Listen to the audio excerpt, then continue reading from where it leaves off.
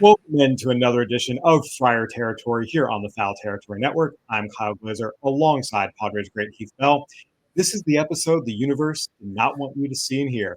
Heath and I were originally scheduled to go Monday night after the Padres clinched, but because it went so late into extra innings, Heath is in Texas, Central Time Zone. He had to get to bed. So we said, all right, we'll do it Wednesday. 20 minutes before we were set to get started, my power went out. So we had to wait for that to pass. But we made it. We persevered. We overcame. We are here. Hey, you know what? I think everybody who doesn't want the Padres to do well in the playoffs, and we're just going to show them otherwise. So there we go. Heath, this is the first time we've had you on since the Padres clinched a postseason spot on Monday night. We've talked about this team all year, the highs, the lows, the strengths and weaknesses. Now that the team has officially clinched its spot in the playoffs, what is your overall thought on this team and what they've accomplished and where they stand really in Padres lore? You know, they've been in the playoffs, last 3 of the last 4 years. So it's this team this year it's a team that just has battled. They don't do anything great. They don't do anything sexy, as I say all year. It's not beautiful, but they win in the series. And, you know, in the playoffs, you just got to win the series to win the next, to go to the next one. So if that's the case, then the Padres are going to do really well this year. It's just they just battle. I would say this team battles, doesn't give up, and does what it needs to do to win. Like I said, it's not always pretty, but they get the job done. Absolutely. The Padres took the series against the MLB best Milwaukee Brewers. However, the finale was a little bit of a downer. The Padres lost 3-1. With the loss, it really puts them up against the wall in terms of their ability to catch the Dodgers for the NL West Division title. The Dodgers currently lead the D-backs as we sit here, and also hurts their pursuit of the Cubs and potentially the top wildcard spot in the NL. The Cubs beat the Mets 10-3 tonight. But the other thing that happened was the Padres lost Ramon Laureano. Laureano broke his finger on a swing in his first at-bat, left the game. Afterward, Mike Shildt announced that he will miss at least the first round of the postseason. Heath, Laureano has been a huge addition to the Padres since coming over from the Orioles at the trade deadline. How big of an impact do you think this will make on their postseason outlook? I'd love to see him in the lineup. I think everybody would, but we got other guys to fill in the hole, this and that. So it's a downer, but I think the Padres, the team wise, will gather and they won't miss him at all. It's funny to me that we have a week to go, and then the first round of the playoffs technically. So it's almost like 2 weeks. Is his finger going to get better in 2 weeks? So that's the part where I'm just thinking it's funny where, he's got to be swinging, the bat a little bit, but I would just be like day to day and don't swing, don't take BP until maybe the second to last day and see if you can hit the ball. I've known some guys to have broken fingers and still play. So, it's going to hurt if you don't hit the ball right in the bat, but hey, I just don't know how bad it is. Yeah, Mike Shildt said again, it'll be at least through the first round, potentially longer. We'll see.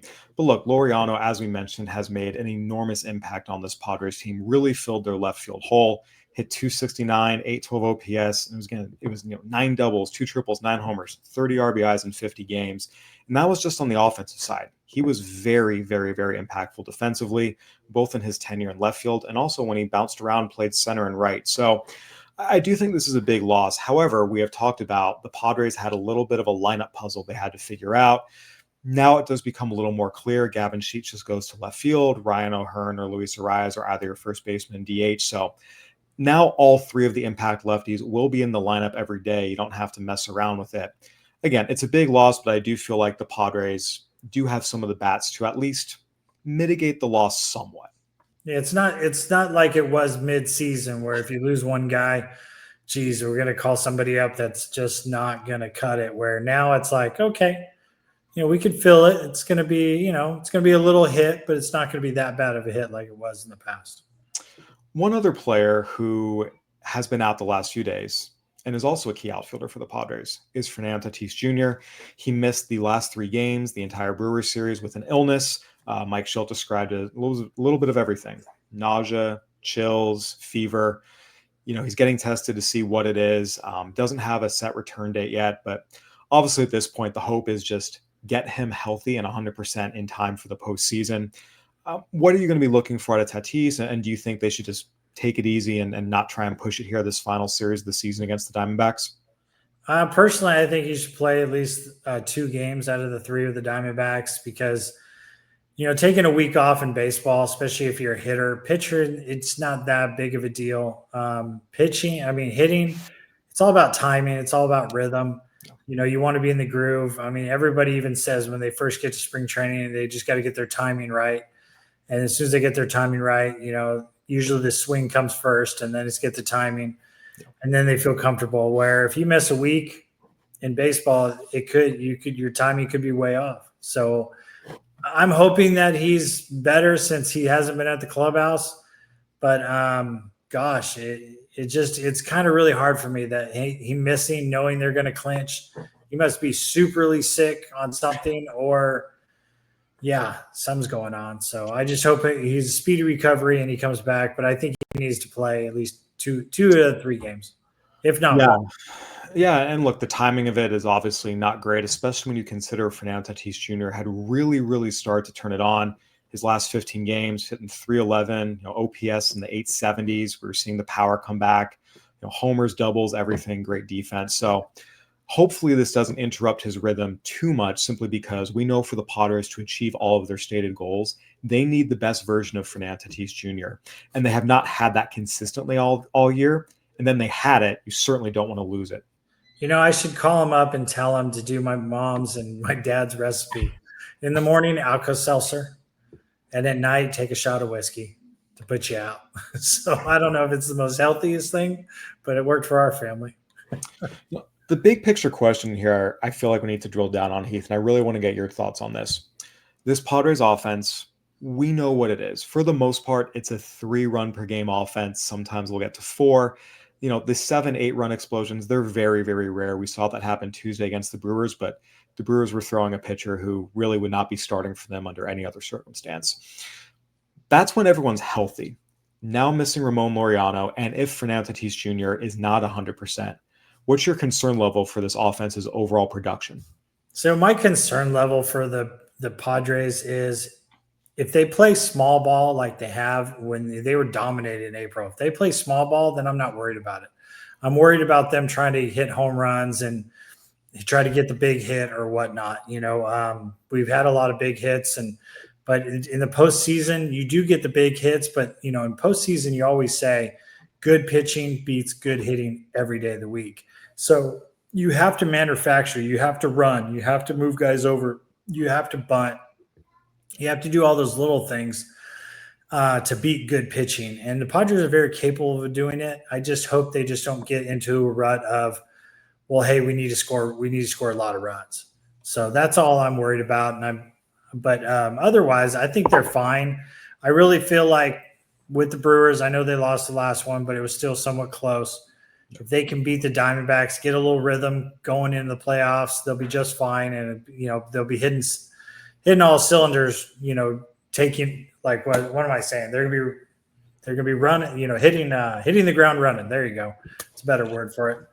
And look, we are seeing some key components of this offense really find their stride. Luis Ariz is on a 13-game hitting streak. Jackson Merrill has 6 home runs this month. So we are seeing some contributions. Ryan O'Hearn is starting to heat up after a little bit of a slump. So we'll see, right? There are still some weapons in this lineup. Obviously, having the best version of Fernando Tatis Jr. would be a big, big help. And of course, Ramon Laureano.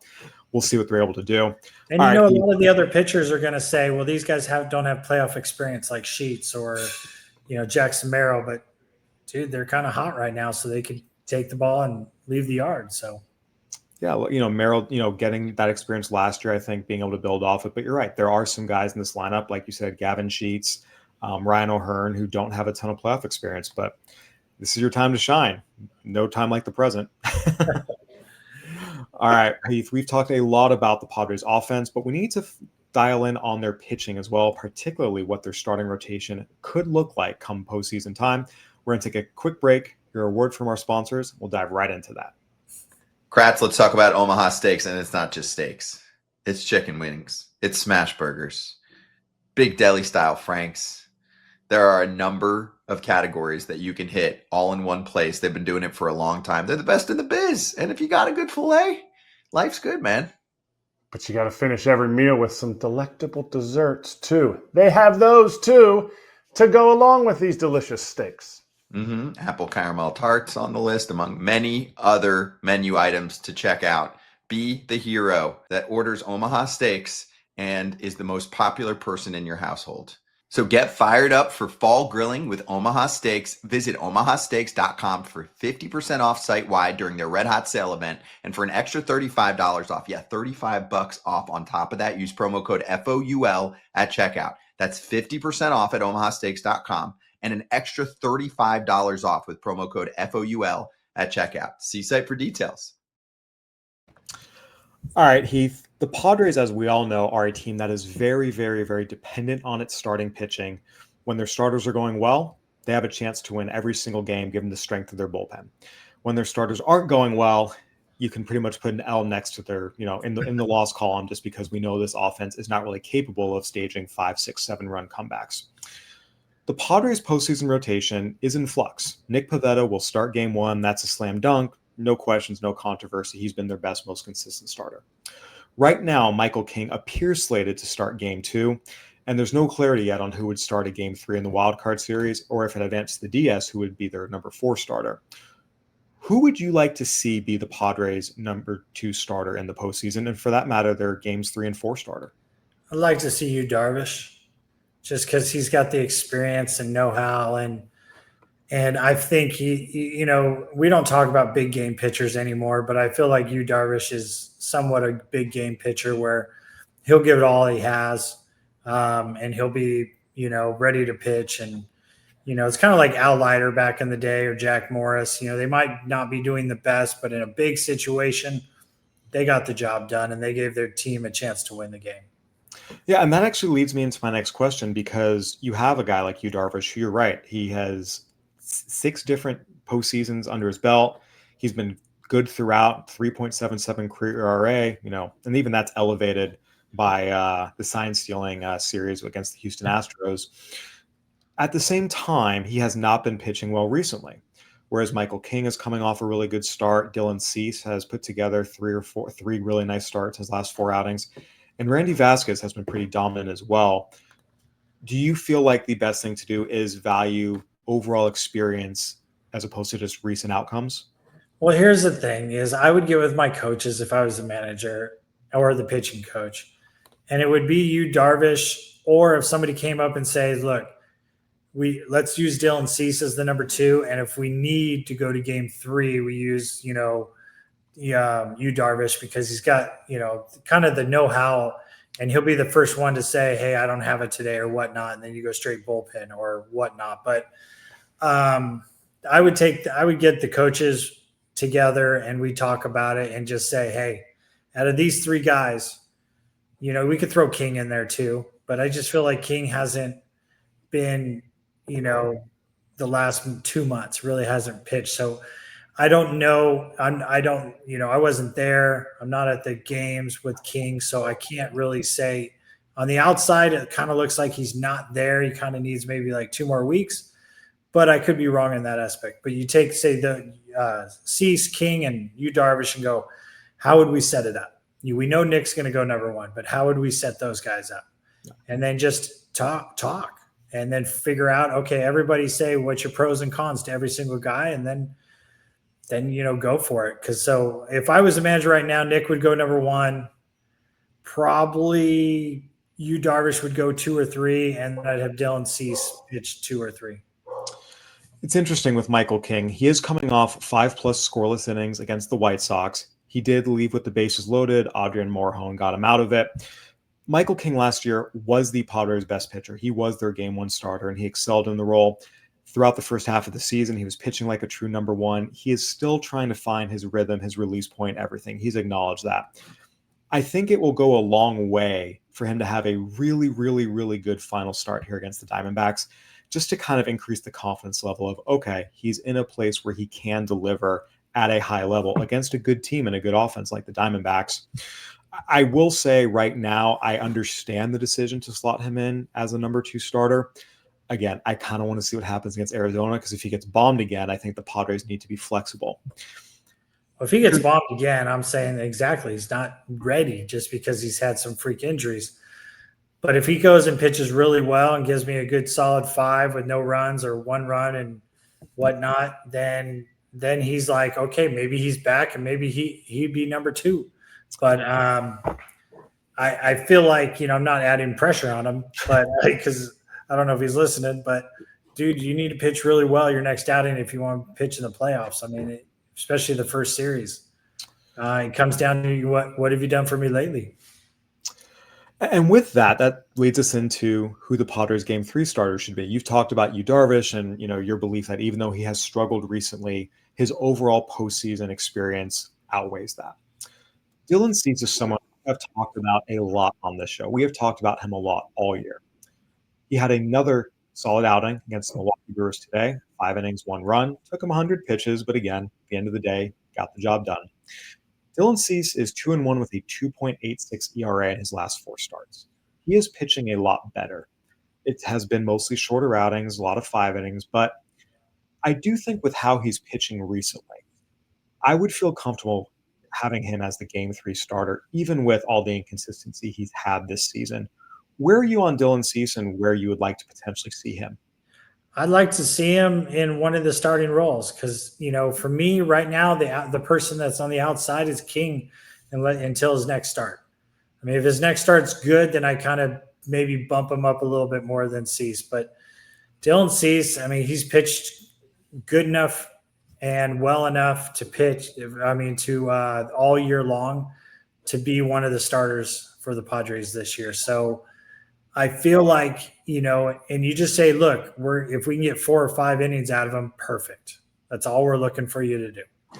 And just have your mindset, that's what, and if it's a Game 3 starter, that's a Game 3 starter. But it's a good, let me put it this way. If King pitches really well, the Padres are in a good situation with their starting pitching. They have, 3 guys that have pitched really well lately, but they have 4 great starters. So then where do you go from here? And that's every team would love to be in that situation. Well, that brings us to my final question, because you talk about having a good group of starters. Randy Vasquez, the youngest of the group, the most inexperienced of the group, he has been the Padres' second best starting pitcher this year.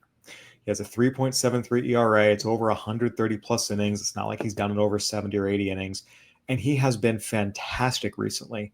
He has 3 quality starts in his last 4 outings, just threw 7 scoreless with 1 hit allowed against the Brewers.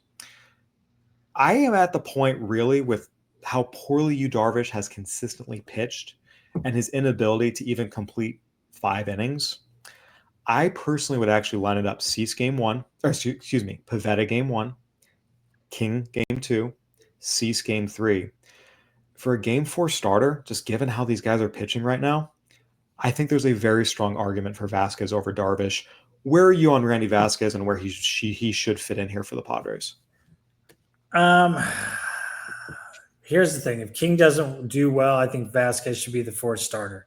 And King, hey, whatnot. But right now, what I think the Padres are going to do is Vasquez is going to be the long guy where, hey, Yu Darvish is going to start off, and if he gets hit around the first or second inning, Vasquez, you're coming in. And you're going to – but here's the thing. If they're thinking about doing that during the Arizona series, they need to have him come out of a relief just for like 1 inning, maybe 2 or whatnot, just to – they could have a reliever come in, build the gap, then he could start an inning. I'm not saying come in with guys on base, whatnot. Leave that to the bullpen guys, and then kind of be that starter that started in the second inning or whatnot. So he lately, here's the thing: if we're going baseball wise, Vasquez is pitching, Yu Darvish is not. But we don't talk just baseball wise. It's a lot of sabermetrics, what guys have done in the past, blah blah blah. So, if you're going with your best guys right now, Vasquez should be your number 2 or number 3. Behind Nick, just because he's pitched the best. But we're not talking about him. We're talking about him possibly the 4th starter. And, if you're going to go with your best, you go with Nick first and Vasquez number 2. And then it's kind of a coin flip, whoever's had the best outing for number 3. But I feel like he's going to be the long guy. He's going to be that guy in the postseason. If the starter doesn't have it, King doesn't have it, Dylan Cease doesn't have it, Yu Darvish doesn't have it, or even Nick, the first 2 innings, and they give up like 3 runs, Vasquez, you're out there. So that's kind of what I think is going to happen with the Padres. Again, it's a good problem to have, having a really good starting pitcher who's performing well and not being sure if you have a spot for him in your playoff rotation. And you're right, having him as that backup in case, for whatever reason, Yu Darvish struggles again. The bad Dylan Cease comes out. Michael King isn't quite right. It's a good option to have. And I think that is what you just got to pull them early. If the first inning they're walking 3 guys, but they get out of it, get ready. You might go in the second inning, something like that. So we shall see. Once again, the Padres, it's going to depend a little bit on what happens ahead of them with the Dodgers and the Cubs, how competitive they should try and be against the Diamondbacks versus resting guys, lining guys up. And there's a lot still to be determined on that front. Heath, I want to dive into what the Padres' strategy should be in your mind for this final series of the season. We're going to take a quick break, hear another word from our sponsors, and we'll be right back. Todd Father, you and me grew up in Jersey. We liked to collect cards, but the way the process got was ridiculous. You open up a pack. There's a bunch of cards you don't care about. Then you want to get certain ones graded. Takes forever, right? Then you want to maybe sell one. It's such a to-do. Arena Club has been the solution for us. Arena Club has been a solution for everybody. You go online, go to Arena Club, and you check out what they have. Put a little cash down, and you might get one of the best cards that you've ever seen in your life, an autographed card. And guess what? If you don't like the card, easily you could sell it back and make a little cash. You never know what to expect. It's a cool way of doing it. You're going to get a surprise every time. And if you're into cards, this is something you really need to get into. Right now, you can get 20% off your first slab pack or card purchase by going to arenaclub.com/foul and use code FOUL like Todd Father's talking about with those slab packs. Every pack has a grail that's at least 20x the price of the pack. Check it out. All right, Heath, we've talked a lot about the postseason, what the Padres lineup will look like without Ramon Laureano and what Fernando Tatis Jr. might be able to give them. We've talked a lot about what the postseason rotation should be, but the regular season isn't over.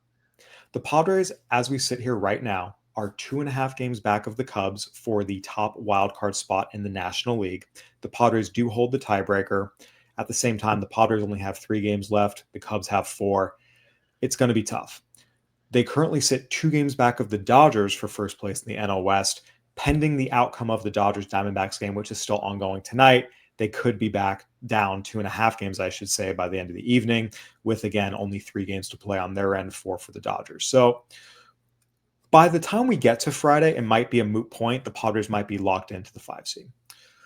How do you want to see the Padres approach this final series against the Diamondbacks in terms of running out their regular lineup, giving guys extra days off, keeping on rotation, maybe having a call up start one of the games just to make sure there's extra rest? How do you want to see Mike Shildt and the team approach this? I would like to see the hitters. Here's the thing: I'd like to see the position players play. Maybe you're getting Thursday off, and then you're gonna get Monday off, and then you're gonna play Tuesday. So, I mean, that's kind of the way it's boiling out to be. So, and I think they're going to be the 5th spot. I don't think it's going to change at all. I mean, it could, but I don't think it's going to happen. But I'm all about rhythm and stuff like that. So the hitters, hey, hit, whatnot. Tell the hitters, hey, if you want to come out towards the end of the game, go ahead. But I would play them. At worst case, maybe take Sunday off, but then that's 2 days off. And rhythm-wise, that's where I think the hitters – maybe put Manny in the DH or something like that, or, whatnot, and then give your bench guys maybe a couple more at bats or a couple more pitch hits just to, hey, this is what you're going to be doing in the playoffs. So be ready for this. So we're going to give you a couple pitch hits in a situation. Pitching wise, if you're a starter, I go with, if the guys that are maybe going to start or not going to start in the playoffs, but keep them at 80 pitches. Don't stretch them to 100 pitches. And then bullpen, definitely give them Sunday off, your main guys. That way you got 2 guys. But I would pitch hopefully Friday and Saturday, your main guys, and then Sunday, your main guys not pitch. So that's kind of how I would do it. So the pitchers get a little bit more breather, where, like I said, the starters, 80 pitches, 75, 80, maybe 85, at max 90, but not go to 100. And then, your bullpen guys, definitely give them Sunday off. And then even if somebody pitches on Friday and the situation doesn't arrive on Saturday and Sunday, it's okay. So that's how I would do it. Yeah, as of right now, the Padres are lined up to throw Michael King on Friday, Yu Darvish on Saturday. Sunday would, again, realistically, that's most likely going to be, again, a long man, kind of a bullpen game, but with, some of your September call-up types. Do you feel like that's the strategy the Padres should take regardless, even if they still have a chance to potentially catch the Cubs or Dodgers come Friday, or do you think they need to just do that regardless? Well, here's the thing. I think it's going to boil down to, here's the thing. It's going to boil down to they got to score runs. Yeah. If they're chasing somebody and they have a chance to catch the Cubs, and they got to come back in a game, I don't care. But if they're just winning the games and the Cubs are losing, hey, let fate happen what fate happened. But I really think you get your team ready for the playoffs, and you don't worry about, hey, look, we're in the playoffs. At best case scenario, we can move up on the division, or we could take the Cubs. But really, at the end of the day, the Cubs have to literally fall apart and lose every game, or the Dodgers have to lose every game. So let's just get us ready and get ready to go to the playoffs. Because here's the thing. In the playoffs, I know we'd love to have a home field advantage. But after the first round, we're not going to have home field advantage. So forget about that. Let's just play and get the guys ready to go and keep the rhythm. I'm more about keeping rhythm with everybody, so everybody's locked in, and not, because football and basketball, rest is great. Baseball, I feel like rest hurts teams. I really do. And we have certainly seen that a lot of teams who've gotten the first round bye have struggled. Now, again, it has not been universal. The Dodgers got the bye last year, went on to win the World Series. The Astros got the bye in 2022, went on to win the World Series. So, but generally speaking, yes, we have seen a lot of teams get that first round bye, come out cold, and lose in the division series. So the Padres, it's just going to be interesting, right? Because on the one hand, you want to keep all these guys fresh and healthy and ready to go. You also want to keep them in rhythm. The starters, you want to keep them as close to a normal routine as possible. You also don't want to push them. It's certainly a balancing act. And I do agree with you. I think at this point, just given where they are in the standings, before today, the priority was, hey, let's try and catch at least the Cubs. Now, with just the way things have shaked out, I think the priority does become, let's just be as perfect as we can for the postseason in terms of health, rhythm, everything. I do think that takes priority over, winning the series to just have a few more wins, but still be in the 5 spot. Well, here's the thing. Even if the Padres won today, it still matters what the Cubs are going to do. Right. Cubs still have to lose. So it's not like you guys are neck and neck and you're tied. So it's like, if we win out and they, lose one game, no, they need to lose. And you just need to keep winning. So just get everybody in rhythm, get everybody in sync, keep guys healthy. And ask guys, hey, if you want to come out in the 5th, 6th inning, or if you need a day off, tell me. I think most of the guys are going to be like, no, I'm good. But because you do have an off day Thursday and you got an off day on Monday, and Monday is almost like a 2-day off day. So even though you're going to go to the field Monday and take batting practice, or it's going to be a travel day, or still going to be at the field moving around. So it's going to be fine. We shall see. Nonetheless, it has been an exciting season, a lot of ups and downs, but we know it will continue on past game 162. We will see what the Padres do this final weekend series against the Diamondbacks. Of course, be keeping an eye on what the Cubs and Dodgers do, both tonight in the Dodgers case and tomorrow, both teams as well. That will go a long way toward determining what the Padres should and will do in their final series against the Diamondbacks. Heath, any final thoughts as we wrap up here? The only final thoughts is we should do this after every game of the playoffs. Oh, we are. Trust me. Oh, yes. We will have post-game. We will have a show every single night. Absolutely. I'm just saying we should nitpick everything and just be like, come on, guys, got to do this and got to do that. Hopefully we're not talking about we need to score.